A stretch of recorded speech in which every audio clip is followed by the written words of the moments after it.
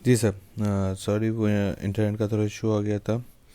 हम अपने पास entry number 6 deal out करने जा रहे थे। अब हमें क्या बोला है, purchase land of ₹10,000 out of which 4,000 paid by cash. Sir हमने क्या करा, सर हमने कहा कि भाई हम 10,000 रुपये की लैंड खरीदें। ले सपोज मैंने अब्दुल रहमान से एक लैंड खरीदी, कितने रुपए की, 10,000 रुपये की, ठीक है। और मैंने अब्दुल रहमान को बोला कि भाई देखो कि मैं तुमसे लैंड खरीदा हूँ 10,000 रुपये की, 4,000 उसमें से आज दे रहा हूँ, बकाया पैसे जितने भी बचते हैं वो कब दे दूंगा, कुछ दिनों के बाद दे दूंगा। सही।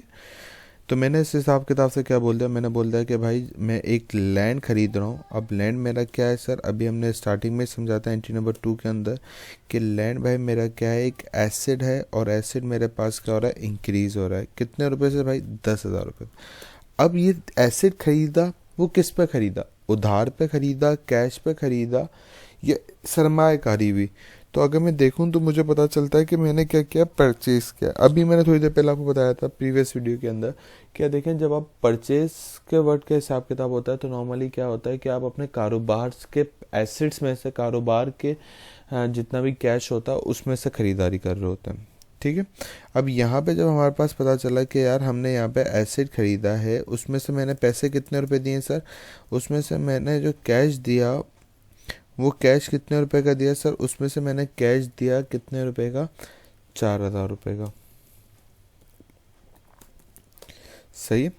4,000 रुपये का मैंने क्या कर दिया, कैश दे दिया।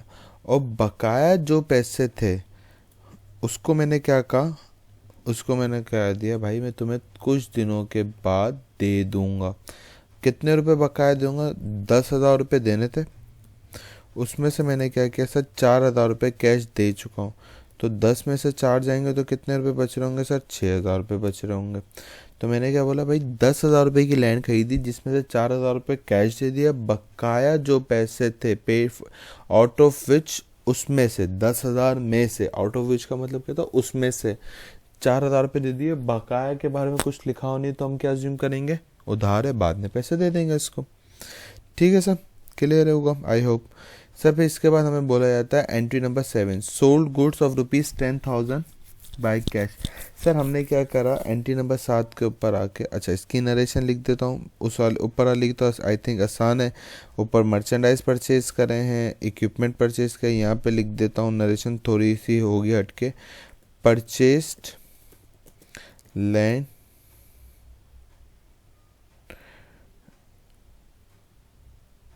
And partial amount is settled.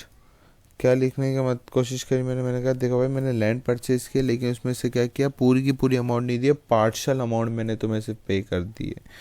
Set है सर। एंट्री नंबर 7 क्या क्या, एंट्री नंबर 7 के अंदर हमने सर, एंट्री नंबर 7 का पता है, सोल्ड गुड्स और ₹10,000 बाय कैश। इसके अंदर हमने क्या किया, 10,000 रुपये का सामान बेच के, बेचा है किसके ऊपर, कैश के ऊपर। तो हमने जब कैश के ऊपर बेचा तो मेरे पास जेब में मेरे पैसे बढ़ जाएंगे।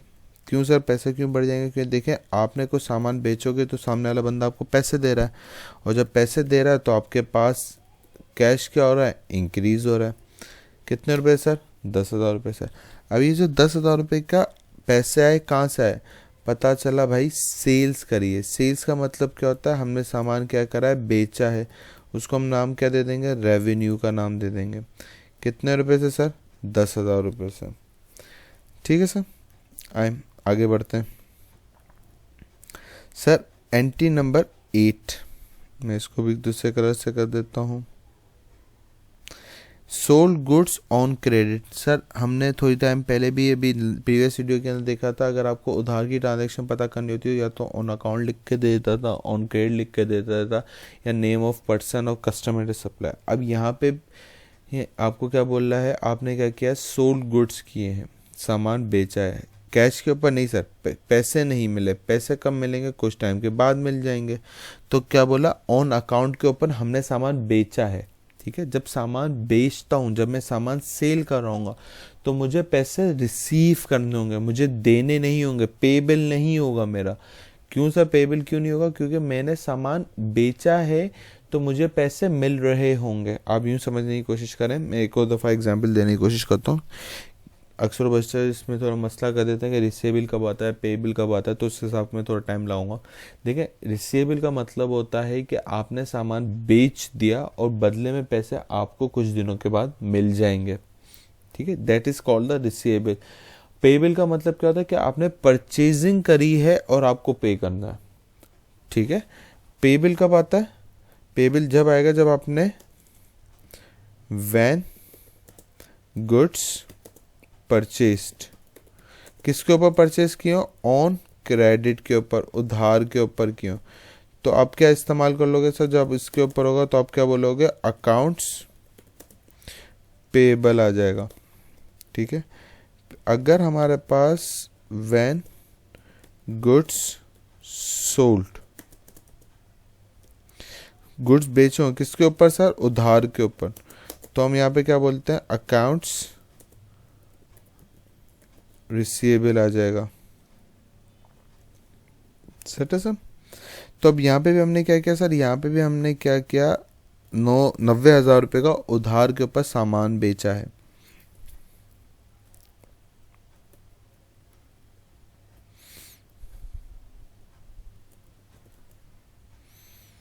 Entry number 8। अब हमने क्या बोल देंगे भाई? हम बोल देंगे accounts receivable, account receivable debit और सेल्स क्रेडिट। अब ये अकाउंट रिसीवेबल क्या नियत होते हैं सर? अकाउंट रिसीवेबल याद रखिएगा, अकाउंट रिसीवेबल बेसिकली आपका एक असासा होता है, एसेट होता है, और वो एसेट आपका क्या हो रहा है? इंक्रीज हो रहा है। कितने रुपए से इंक्रीज हो रहा है सर? सर इंक्रीज हो रहा है 90,000 रुपये से। और ये जो सेल की है, ये सेल बेसिकली आपका क्या होता है सर? सेल आपके बेसिकली नेचर होती है रेवेन्यू की, और रेवेन्यू जब भी इंक्रीज होता है, आमदनी जब भी बढ़ती है, तो आप उसको क्या कर देते हो? क्रेडिट कर देते हो, ठीक है सर। आगे बढ़ते हैं एंट्री नंबर 9। एंट्री नंबर 9 में क्या बोलता है? Paid salaries to employees of ₹10,000। Sir हमने क्या किया? सैलरी पे करी है 10,000 रुपये की। अब यहाँ पे एक चीज़ नोट करेगा, अब यहाँ पे इसने बोल दिया पेड सैलरीज टू एम्प्लॉयज ₹10,000। हमने एम्प्लॉय को सैलरी दी 10,000 रुपये की। इसने ये नहीं लिख के दिया कि ना, इसने ये नहीं लिख के दिया कि आपका कैश में आपने पैसे दिए हैं कि उधार पे दिए हैं, सॉरी, कैश में पैसे दिए हैं कि बैंक से पैसे दिए हैं, ये नहीं लिख के दिया। याद रखिएगा, अगर इस तरीके से आता है जिसमें आपको कम्युनिकेट नहीं किया जा रहा होता कि आपने कैश दिया है या बैंक से पैसे दिए, तो याद रखिएगा हमेशा कैश अज्यूम्ड होता है, सही है। कितने रुपए दिए? 10,000 रुपये। तो हम क्या बोलेंगे सर? हम बोलेंगे अपने पास सैलरी एक्सपेंस डेबिट और कैश क्रेडिट। अब कैश हमारा क्या है? एसेट है, और एसेट हमारे पास क्या हो रहा है? डिक्रीज हो रहा है। कितने रुपए से सर? कोई 10,000 रुपये से। नो एंट्री से रखता हूँ, 10 ही एंट्री की ज़रूरत नहीं है, मेरे ख्याल से डुप्लीकेशन हो गई है, तो मैं इसको हटा देता हूँ, ठीक है। हम कुछ इस तरीके से एंट्री, अगर हमारे पास डेबिट क्रेडिट का रूल याद होगा तो इंशाल्लाह हमें इसमें मसला नहीं हो रहा होगा, हम आराम से इस टाइप के एंट्रीज वाले जो सवाल होंगे उसको आराम से सिंप्लीफाई कर पा रहे होंगे, सही है। इसमें हमने जो रिक्वायरमेंट नंबर 1 थी कि यार प्रिपेयर जर्नल एंट्रीज बना के दे दो, वो अल्लाह क्रम से हमने इसके अंदर अकाउंट फॉर कर दिया है। अब मैं आपके साथ दूसरा टॉपिक स्टार्ट कर रहा हूँ, इसी से सवाल से लिंक करते हुए इसकी रिक्वायरमेंट नंबर 2 ऐड ऑन कर देता हूँ। क्या? Prepare journal ledger. अब जनरल लेजर आप क्या कर लें? प्रिपेयर कर लें। अब जनरल लेजर का मतलब क्या होता है? देखिए, जनरल लेजर का मतलब होता है टी अकाउंट बना लें, या जनरल लेजर के नाम से बोल दूँ, बात एक ही है, ठीक है। टी अकाउंट कैसे बनता है सर? हमने सीखा हुआ होगा। हमें क्या करना होता है? ऑल्ट एच बी,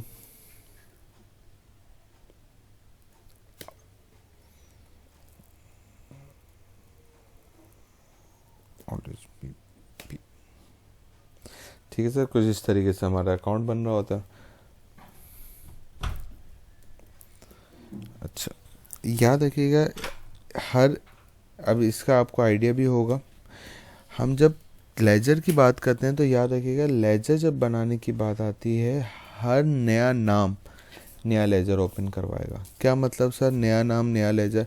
देखें कैश का है, कैश के अगर आपका 100 ट्रांजैक्शन है ना, 100 ट्रांजैक्शन इसी लेजर के अंदर रिकॉर्ड होंगी। क्यों? क्योंकि नाम एक है कैश, ठीक है। अकाउंट्स रिसीवेबल का नाम आ गया, 100 अकाउंट रिसीवेबल के होंगे, तो ये नहीं कि ना सबका एक मतलब अकाउंट रिसीवेबल की बात आ जाएगी तो अकाउंट रिसीवेबल का हम क्या करेंगे, मल्टीपल लेजर खोलेंगे। क्यों? क्योंकि देखिए अकाउंट रिसीवेबल का मतलब क्या होता है, अकाउंट रिसीवेबल का मतलब होता है कि आपने, जैसे ले सपोज मैंने सामान बेचा ज़ुबैर को, मैंने सामान बेचा काशिफ को, मैंने सामान बेचा फैज़ान को, मैंने सामान बेचा तलहा को। ये सारे बंदे कौन है? मेरे कस्टमर्स हैं जिनके मैंने सामान बेचा, उधार पे बेचा है और कुछ टाइम के बाद पैसा रिसीव करना है। तो मैं क्या करूँगा, फैज़ान का, तलहा का, खालिद का, सबके रिसीवेबल के लेजर्स क्या कर दूंगा, इंडिविजुअली खोल दूंगा। ऑल दो अकाउंट रिसीवेबल एक है, लेकिन अकाउंट रिसीवेबल के नाम अलग अलग हैं। क्यों? क्योंकि मुझे पैसे अलग अलग बंदों से रिसीव करने हैं, ठीक है। इसी तरीके से लैंड आती है, लैंड का मुख्तलिफ मतलब लैंड के जितने भी परचेजिंग करूँगा मैं एक ही लेजर ओपन कर लूँगा, बिल्डिंग होगी एक ही लेजर ओपन कर लूँगा। अकाउंट पेबल, जैसे रिसीवेबल का हिसाब किताब होता है ऐसे ही पेबल के लिए भी होगा कि हम क्या करेंगे, मुख्तलिफ लेजर्स ओपन कर लेंगे। सही है। तरीका क्या होगा, बहुत आसान तरीका। देखें अगर आपकी एंट्रीज अच्छी हो जाएंगी, आगे वाले टॉपिक जितने भी आ रहे होंगे सब आसान लगेंगे आपको। कैसे बनता है आज साथ देख लेते हैं। सर देखें पहली एंट्री में आपको क्या बोल रहा है, कैश डेबिट हो रहा है, कैपिटल क्रेडिट हो रहा है। अब कैश क्या हो रहा है हमारे पास, डेबिट हो रहा है। तो कैश का ये वाला हमारे पास जो लेजर है, जिसको हमने जनरल लेजर का नाम दिया हुआ है, ये हमारे पास डेबिट साइड है, ये हमारे पास क्रेडिट साइड है। हम सिंपली क्या कर रहे होंगे सर, कुछ नहीं करना। एंट्री में क्या हो रहा था सर, एंट्री नंबर 1 के अंदर अभी हमने देखा, एंट्री नंबर 1 के अंदर कैश डेबिट हो रहा है। यहाँ पे भी आओ, कैश को क्या कर दो, डेबिट कर दो। कितने रुपए से हो रहा था सर, एंट्री नंबर 1 में 1 लाख रुपए से हो रहा था, हमने कर दिया। यहाँ पे नंबर, सीरियल नंबर लिख दिया एंट्री नंबर 1 से, ठीक है। कुछ नहीं करना, बस एंट्री में डेबिट हो रहा है, लेजर में भी डेबिट कर दो, और कुछ नहीं करना। सोचना ही नहीं है आगे कि यार ये क्यों हो रहा है, कैसे हो रहा है। सोच समझ हम इंशाल्लाह थोड़ी टाइम बाद डेवलप कर लेंगे, ठीक है। अब इसी के अगर देखूं तो पहली एंट्री के अंदर मेरे पास क्या हो रहा है, कैश डेबिट हो रहा था और कैपिटल क्या हो रहा था, क्रेडिट हो रहा था। आए सर, कैपिटल को हम क्रेडिट कर देते हैं।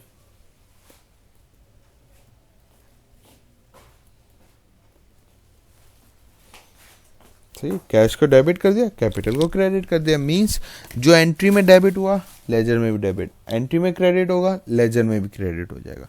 अब यहाँ पे जो डेबिट हो रहा है और क्रेडिट हो रहा है ना, ये जो सेकंड कॉलम है, यहाँ पे बेसिकली लिखा जाता है रीज़न, वजह लिखी जाती है कि भाई आपने कैश को डेबिट तो कर दिया, कैश को डेबिट कर तो दिया, क्यों हुआ कैश डेबिट, वजह, रीज़न क्या था। तो हम बोलेंगे इस वजह से कैश डेबिट हुआ क्योंकि कैपिटल क्रेडिट हुआ था, ठीक है।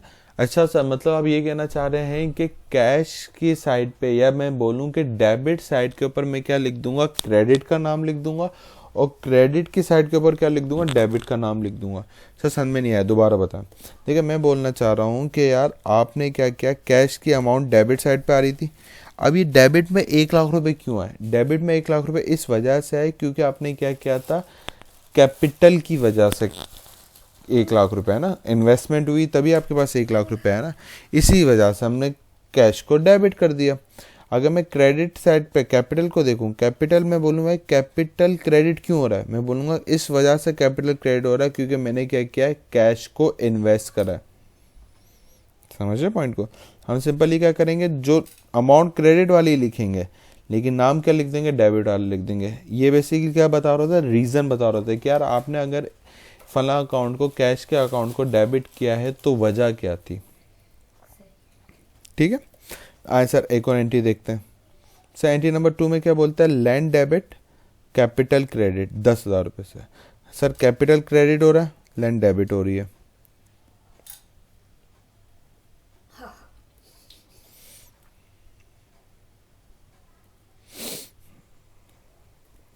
हमने बोला लैंड डेबिट हो जाएगी, एंट्री नंबर 2 की वजह से कितने रुपए से, 10,000 रुपये की वजह से भाई। और यहाँ पे भी क्या हो जाएगा, एंट्री नंबर 2 की वजह से 10,000 रुपये क्रेडिट हो जाएगा। अब कैपिटल क्रेडिट क्यों हुआ भाई, कैपिटल इस वजह से क्रेडिट हुआ क्योंकि लैंड आई थी, मतलब मैंने 10,000 रुपये कैपिटल में क्यों बढ़े, इस वजह से बढ़े क्योंकि मैंने क्या किया था, सरमायाकारी की थी, इन्वेस्टमेंट की है, ठीक है। और लैंड में 10,000 रुपये क्यों बढ़े, क्योंकि मैंने क्या किया था, कैपिटल की वजह से। पैसे कहाँ से आए मेरे पास, कैपिटल में से आए। क्लियर है sir. Entry number 3, entry number 3 में हमने क्या करा, building debit, accounts payable, credit.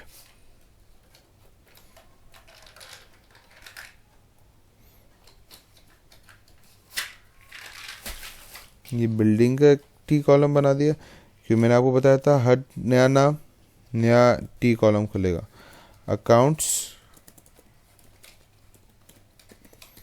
Payable, ये अकाउंट्स पेबल किसका था, बिल्डिंग वाले के हिसाब किताब से था। अगर बंदे का नाम दिया होता तो गुड हो जाता, लेकिन बंदे का नाम दिया नहीं कि सामान खरीदा किससे, तो हम आइडेंटिफिकेशन के लिए अलग अलग करने के लिए हम लिख लेते हैं कि हमने इससे सामान क्या खरीदा। तो अकाउंट्स पेबल 90,000 रुपये से बिल्डिंग 90,000 रुपये से क्या हुई हमारे पास, एंट्री नंबर 3 के अंदर 90,000 रुपये से डेबिट हुई। और यहाँ पे हमारे पास क्या हुआ सर, यहाँ पे 3 तारीख के ऊपर 90,000 रुपये हमारे पास क्या हुआ, क्रेडिट हुआ। अब यहाँ पे भाई बिल्डिंग को, अकाउंट पेबल बिल्डिंग को क्यों क्रेडिट किया, क्योंकि मैंने क्या खरीदी थी, बिल्डिंग खरीदी, ठीक है। और बिल्डिंग को डेबिट क्यों किया, क्योंकि मैंने ये जो सामान खरीदा था वो किससे खरीदा था, अकाउंट्स पेबल से खरीदा था। क्लियर है सर, समझ में आया। आंसर एंट्री नंबर 4 पास करते हैं। एंट्री नंबर 4 में क्या बोला, merchandise debit, cash credit. Sir cash का तो कॉलम खुला हुआ है, कैश क्रेडिट कितने रुपए से हो रहा है, सर कैश क्रेडिट हो रहा है कोई 7,000 रुपये से।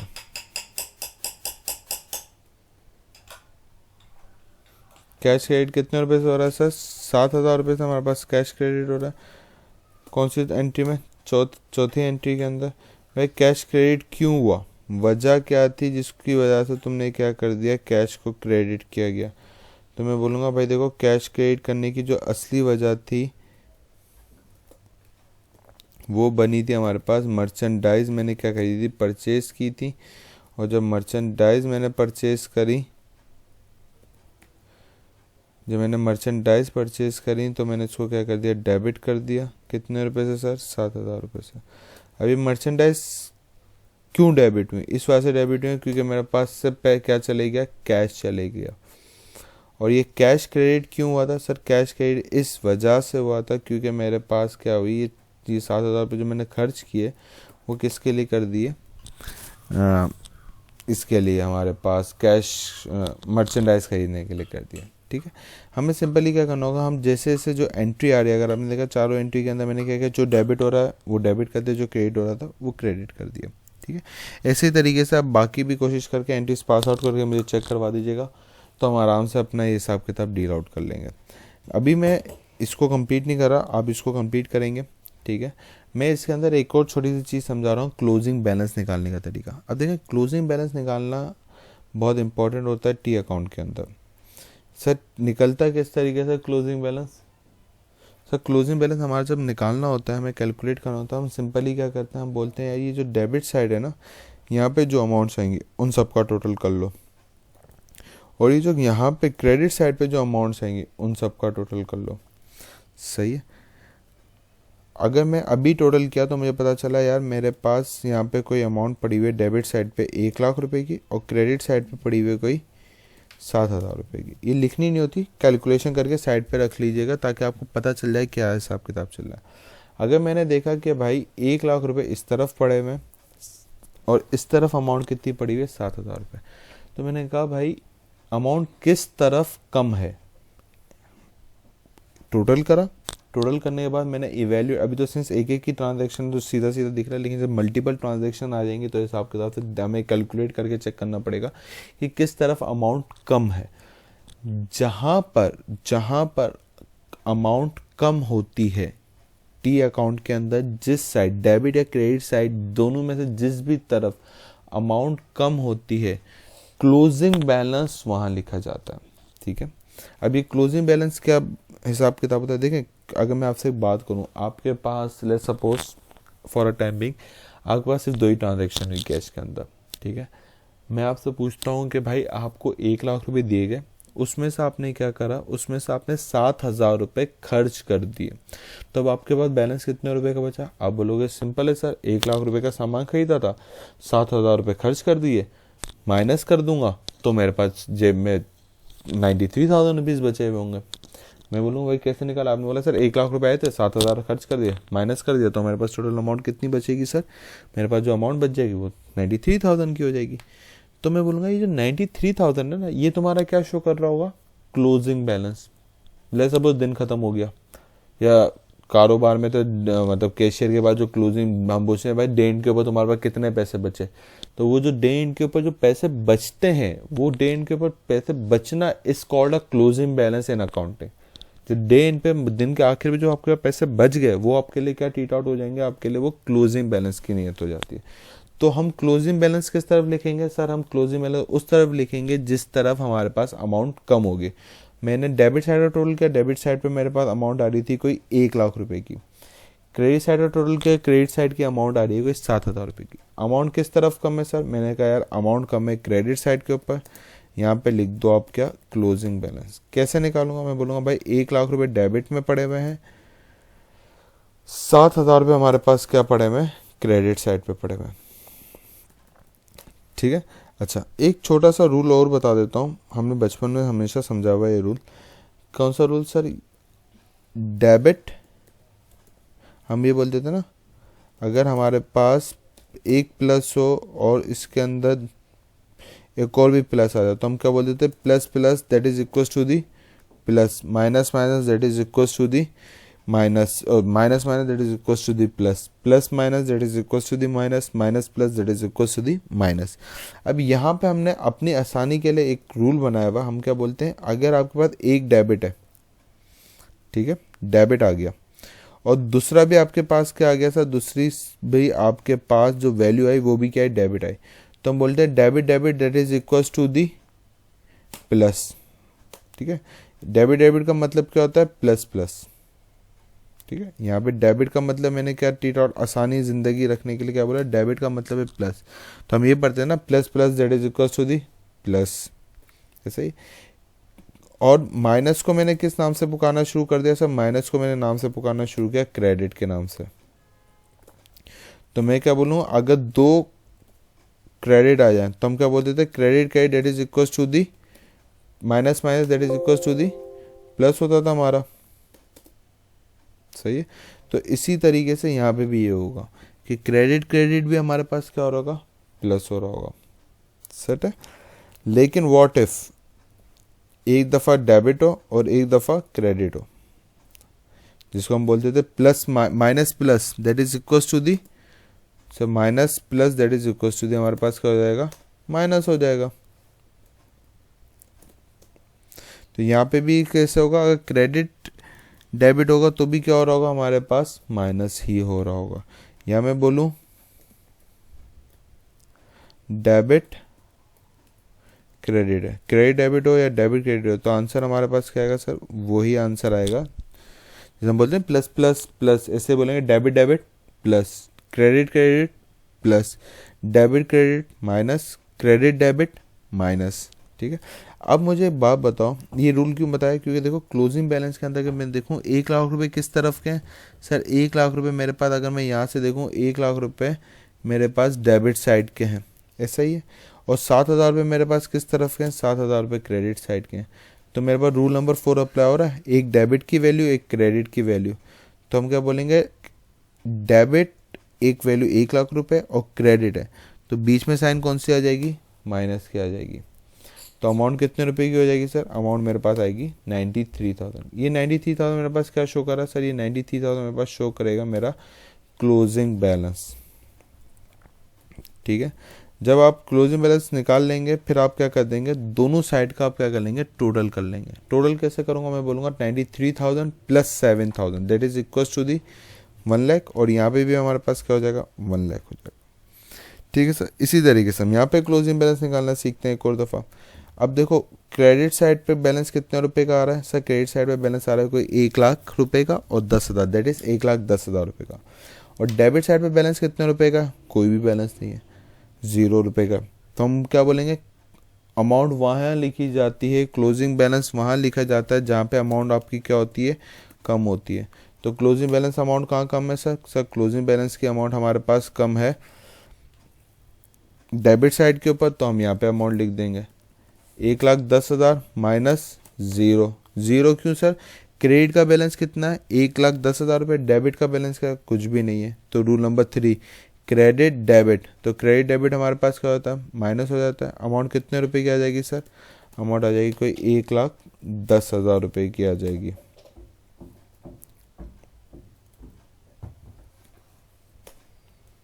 ठीक है, फिर इसका हम सम कर देंगे तो हमारे पास नीचे की जो फुटिंग हो जाएगी वो सेम हो जाएगी। ठीक है सर, मैं उम्मीद करता हूँ आपको ये क्लोजिंग बैलेंस निकालने का तरीका भी समझ में आ गया होगा। हम सिंपली क्या करेंगे, दोनों साइड का टोटल कर देंगे बिफोर क्लोजिंग बैलेंस। टोटल करने के बाद ये चेक इवेल्युएट करेंगे किस तरफ बैलेंस कम है, जहाँ पे बैलेंस कम होगा वहाँ पे बैलेंस लिख देंगे, क्लोजिंग बैलेंस वहाँ आ जाएगा। ठीक है, क्लोजिंग बैलेंस की अमाउंट किस तरीके से निकालेंगे, हम बोलेंगे यार डेबिट साइड का टोटल करो वो, क्रेडिट साइड का टोटल करो वो, दोनों को नेट कर दो, माइनस कर दो। ठीक है, माइनस कर दोगे तो तुम्हारे पास क्या आ जाएगा, क्लोज रिमेनिंग अमाउंट आ जाएगी, जो डिफरेंशियल अमाउंट है। रिमेनिंग अमाउंट बोलूँ या मैं बोलूँ डिफरेंस दोनों के अंदर जितना भी होगा वो वाला अमाउंट आपकी क्या शो करना शुरू कर देगी, क्लोजिंग बैलेंस दिखाना शुरू कर देगी। ठीक है, इसी तरीके से आप कोशिश करके इस सवाल को कंप्लीट करिएगा और मुझे पिक्चर्स शेयर कर दीजिएगा, मैं इसको चेक करके आपको बता दूंगा कि आपने सही किया है कि नहीं। आप एक दफ़ा मुझे चेक करा देंगे तो फिर इंशाल्लाह इसके क्लोजिंग बैलेंस आप सारे निकाल के दिखा दीजिएगा मुझे, तो मैं आपको इसका ही ट्रायल बैलेंस बनाना बता दूंगा इंशाल्लाह कल के दिन। ठीक है सर, अपना बहुत सारा ख्याल रखिएगा। अल्लाह हाफ़िज़।